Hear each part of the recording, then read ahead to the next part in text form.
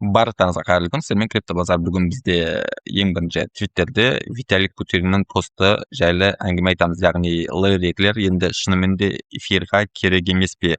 Менде Телеграмда пост болды, оқырсаңыздар болады. Қазір барлығын қосып, өзімнің ойымды айтатын боламын. Бұдан кейін криптода шынымен не болып жатыр, барлық құлап жатыр. Шынымен медвежка ма, және де менің портфелімде сатып алынған монеталар жайлы да әңгіме болады. Енді каналға тіркелмесеңіздер, міндетті түрде каналға тіркеліп, лайк басып, комментарий жазып, қоңырауын басып қойды ұмытпаңыздар. Виталик Бутерин Твиттердегі посты. Бұл постты мен қазақшаға аударып, түсініктіре қылып, біздің Телеграмға салдым. Ешқандай қиындықсыз оқып таныса аласыздар. Сіздерді қызықтыратын болса, бұл пост дәл қазір ең актуальный тема болып тұр. СНГ-дегі барлық блогерлер бұл постқа өздерінің комментарияларын айтты. Менің ойым, бұл жерде лейреклер керек емес деген сияқты нәрсе айтылмаған. Лейреклердің стейдж 2-ге өтуі жайлы айтылған. Яғни кейбір лейреклер стейдж 2-ге өткісі келмейді, ал эфирмен жұмыс жасау үшін міндетті түрде лейрекі стейдж 2-ге өтуі керек екені жайлы жазылған.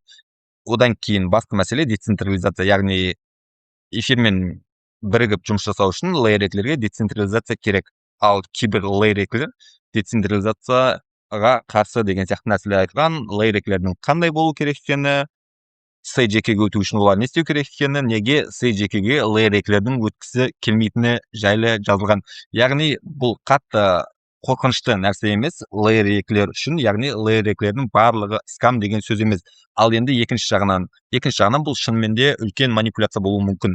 Яғни барлық біз секілді инвесторларды лейреклерден түсіріп тастап, кейін лейреклерді жоғары қарай өсіруге. Себебі мен лейреклерде болашақ жоқ дегенге сенбеймін. Ең бірінші оған лейреклердің основательдері, лейреклерге салынған ақшалар, лейреклердің инвесторлары, яғни бұл жерде барлығы өте үлкен криптодан өте хабары бар адамдар. Мысалға Starknet основателі Бен Сасман, ол Starkware деген израильский компанияның тоже основателі. Оған Starknetке дейін өздерінің крипто языковой модельдерін жасаған, сосын Immutable X деген Layer 2-ні жасаған. Ол игровой сегменттегі Layer 2, яғни бізде Web3-ға, метавселенныйға, сол нәрселерге қатысты Layer 2. Ол да эфирдің базасында жұмыс жасайды деп айтуға болады. Одан кейін консенсус, Linea, яғни Linea деген Layer 2-ні, консенсус деген компания, өте үлкен компания. Оған дейін MetaMask деген кошелек жасаған. MetaMask барлығы біледі, барлығы қолданып жүр деп ойлаймын. Ал консенсустың основателі ол Джозеф Любин, қателеспесем, мүмкін, Джозеф Любин, ол консенсусқа дейін эфирде жұмыс жасаған, яғни эфирдің соосновательдерінің бірі, яғни ең бірінші эфирді бастаған кісілердің бірі. Одан кейін әрине Base деген Layer 2 бар. Base'нің монетасы жоқ. Ол Base деген кімдікі? Ол Coinbase деген америкалық ең үлкен биржаның Layer 2-сі.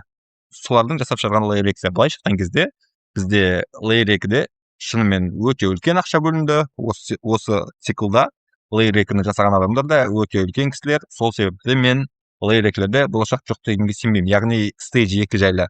Stage 2-ге менің ойымша топовый Layer 2-лердің барлығы өтіп, ары қарай эфирмен бірге жұмыс жасай алады деп ойлаймын. Дәл қазір қараңыздар. L2 битке қарасақ, ең жақын бұл жерде оптимизм. Яғни көргендеріңізде оптимизмде барлығы жасыл, тек бір ғана сары. Яғни жақындап тұр деген сөз сары. Ал Base'та көргендеріңізде барлығы жасыл, бір қызыл. Ішіне кіріп танысып шығуға болады. Бұл оптимистік алаптар. Оптимизм тоже бір ғана қызыл қалыпты. Мен оптимизмде 2 қызыл көргем алдым. Жай жақындап келе жатыр. Starknet 3 сары, 2 жасыл. Яғни бұл жерде қызыл жоқ, бірақ сарылар. Линеяда дәл қазір барлығы қызыл. Неге? Линея шыққанда көп болған жоқ. Линея әлі жақындайды деп ойлаймын. Zeki Sync'та көргендеріңізде 1 қызыл, 2 сары, 2 жасыл. Яғни бұл дәл қазіргі мен көрсеткен Layer 2 проекттердің барлығы жақын арада Stage 1-ге өтеді деп ойлаймын. Әрине бұл жерде Scroll бар, тоже өтеді. Топовый проекттер осылар деп айтуға болады дәл қазіргі. Бұл проекттердің барлығы Stage 2-ге осы жылы өтіп бітеді деп ойлаймын. Starknet осы көктемде қателеспесем өтетіндерін айтты, толық Stage 2-ге. Бул пост яғни керісінше бір жағынан крипто үшін жақсы жаңалықтардың бірі болуы да мүмкін. Себебі шынымен де именно лейериклер жақсы өсім көрсетуі мүмкін. Енді бізде сатып алынған монеталар жайлы мен бұл жерде пост жасадым, яғни мен көргендеріңіздей Bearchain 0.45 центтен 218 штук сатып алдым $100.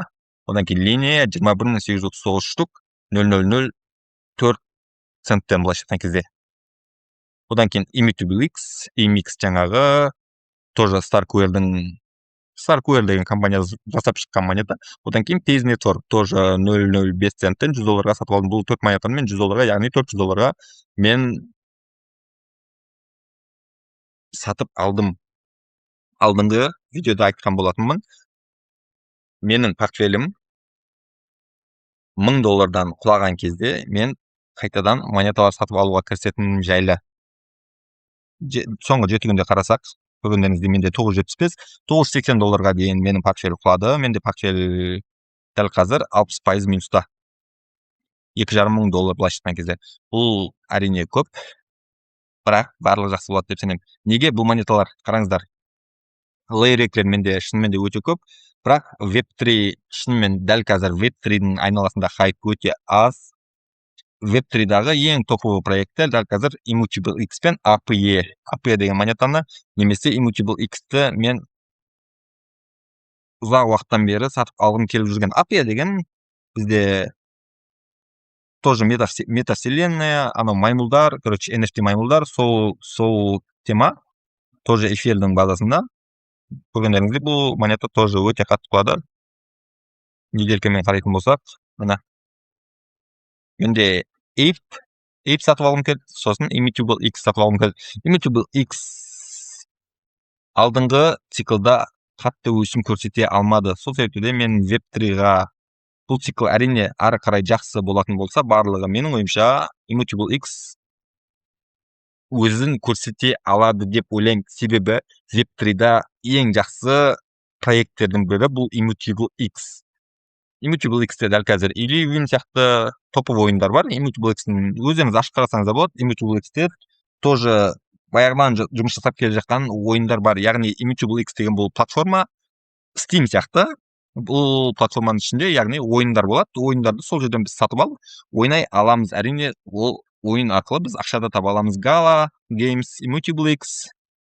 Gala Games алдыңғы циклда өте жақсы өсім көрсетті, сол себепті алмадым. Ал Immutable X көргендеріңіздей өзін қатты көрсете алмады. Менің ойымша Immutable X 9X жаман емес. Қазір. Осы бағаға дейін жетсе, бұл өте жақсы деген сөз. Әрине, бұл өседі деген сөз емес, бірақ менің ойымша Immutable X осы циклда өзін көрсету керек. Менде Immutable X өте ұзақ уақыттан бері алуға план болған, бірақ ақша жетпеді. Екінші жағынан менде Immutable X-те фьючерда позициялар болды. Қазір ол позициялардың бәрін мен бритет деп смело айта аламын, себебі менде фьючерда позициялардың бәрі Immutable X-те 2 позиция болған, екеуі де минусқа жабылды. Одан кейін Piz Network или Piz Network бұл Oracle.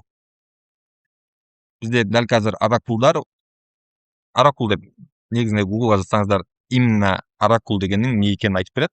Былайша айтқан кезде Web3 мен Web2-ның қосатын проект. Қысқаша айтқан кезде бізде Oracle дәл қазір. Oracle'да қандай проекттер бар? Бізде Oracle'да топ-1 проект бар. Қазір атын ұмыттым. Өте жақсы өсетін, өте жақсы өсім көрсететін. Piz Network соған кішкене конкурент болған күннің өзінде Piz Network'та өте жақсы өсім көрсетеді деп ойлаймын. Мен Chainlink шынымен Chainlink'тің айналасында хайп өте көп. Яғни Chainlink өсетін болса, Piz Network да жақсы өсім көрсетуі мүмкін деп ойлаймын. Көргендеріңізде $0.04-дан Piz Network алдыңғы циклда $48 дейін барған. Қазірдің өзінде Piz Network өте қатты құлады деп айтуға келмейді, себебі көргендеріңізде $5 дейін құлаған кездер болған одан кейін. Яғни бізде алдыңғы циклда деп айтсақ болады. Яғни Piz Network'қа ұқсас проект ретінде Chainlink'қа ұқсас проект ретінде мен Piz Network'ты таңдадым. Яғни Piz Network шынымен де өсім көрсетуі мүмкін. Дәл қазір қарасақ 95%-ға құлаған.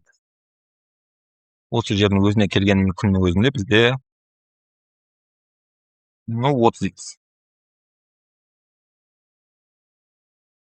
20x жарайды. Бұл менің ойымша өте жақсы қозғалыс болады деп ойлаймын. Әрине бизнес орг крипта үшін, блокчейн үшін керек проект деп санаймын. Бұл жерде негізінде арқам болуы мүмкін еді. Өте көп проекттер болуы мүмкін еді, бірақ мен осы проектті таңдадым. Одан кейін линияны қайтадан сатып алдым. Линия менде жақсы минуста, көргендеріңізде линия өте ұзақ уақыт болып қалып жатқаны. 91%. Қорқынышты емес деп ойлаймын. Линия себебі 95-96%-ға дейін құлауы мүмкін, көргендеріңізде. Әлі тағы да 75%-ке құлауы мүмкін осы жерден. Неге бұлай? Себебі бізде линияға ұқсас проекттерді алып қарасақ, линияға именно ZK аралап, бұл Starknet пен ZK-Sync. Бұл екі проектінде жағдайы өте нашар деп айтуға болады. Криптодағы ең жағдайы нашар проекттер осы екеуі деп айтуға болады. 98% минуста. Бізде ZK 91% минуста. Көргендеріңізде бұл проекттердің шынымен де жағдайы өте нашар. Immutable X жайлы айтылды. Сосын бізде Piz Network жайлы айтылды. Линия деген сол консенсус жасаған Layer проект, өте жақсы проект, өте топовый проект, топовый фондтар. Сосын Berachain. Berachain бұл Layer 1. Бұл проект менде неге сатып алынды? Layer 1-лер менің ойымша жай ғана Layer 2-ге қарағанда жақсы өсетін секілді, өсім көрсететін сияқты. Себебі бізде Layer 1-лер қандай проекттер осы жылы шыққан, яғни осы циклда шыққан, осы жыл емес. Бізде осы циклда шыққан Layer 1-лер, яғни бірінші уровендегі блокчейндер. Бұл Berachain, Sui және де Aptos. Бұл үш проекттің арасында менде Aptos пен Berachain таңдалған. Sui менде болды. Sui'ді саттым, сосын қайтып кірмедім. Менде посттардың үстіне қарасаңыздар, Sui мен өте төмен бағадан жинағам. Өкінішке орай өте ерте саттым. Sui өте жақсы өсім көрсетті. Яғни мен осы жерлерде сатып жібердім, келіспесем, көргендеріңізде, одан кейін өте жақсы өсім көрсетті. Неге олай сатылды? Себебі Aptosқа да дәл соған ұқсас жағдай болған. Aptos'та да көргендеріңізде Aptos осы жерге дейін өсті, сосын қайтып құлады. Сол кезде бізде Sui'да да осыған ұқсас жағдай болуы мүмкін деген оймен сатылды. Aptos менде бар, өте аз, өте үлкен минуста. Менде план бойынша Aptos сатып алыну керек болған, бірақ мен Berachain'ді жөн көрдім. Яғни Berachain Aptosқа қарағанда көбірек құлаған, сол себепті менде Berachain алынды. Көргендеріңізде 28% минуста, $42. Көп емес. Immutable X дәл қазір 2%. Жаңа ғана сатып алынған монета. Piz Network тоже 3%, жаңадан сатып алынған монета. Яғни менің портфеліме дәл қазір осы екі монета жаңадан келді деп айтуға болады. Бұл екі проектте де болашақ бар деп ойлаймын. Алдағы уақытта әрине биткоин қайтадан құламаса, бізде биткоинді қарап шығуға болады. Дәл қазір бір рет бұл доминация. Биткоинде дәл қазір не бар? Биткоинде дәл қазір бізде уровень бар, поддержка. Яғни осы уақытқа дейін 2 рет тесілмеген. 3-ші рет көргендеріңізде өте үлкен свечамен тесілген. Жоқ, 1 рет, 2 рет, 3 рет тесілмеген. Одан кейін өте үлкен свечамен тесілген, қайтып келіп тест болған. Осы да тест болуы мүмкін. Әрине тест болмаған жағдай болатын болса, бізде келесі уровень ұзақта деп айтуға болмайды. $62-61 арасы. $60,000 дейін әрине бұл уровень тестілетін болса, $60,000 дейін құлауы мүмкін BTC. Мен ойлаймын, $60,000 дейін ешқандай қиындықсыз құлауы мүмкін. Бірақ альткоиндар биткоинға қарағанда азырақ пайызда құлауы керек деп санаймын. Себебі біз шынымен альт сезон күтетін болсақ, биткоиннан альткоиндарға үлкен инвесторлар секіру керек. Яғни биткоин құлаған кезде альткоиндар құламау керек.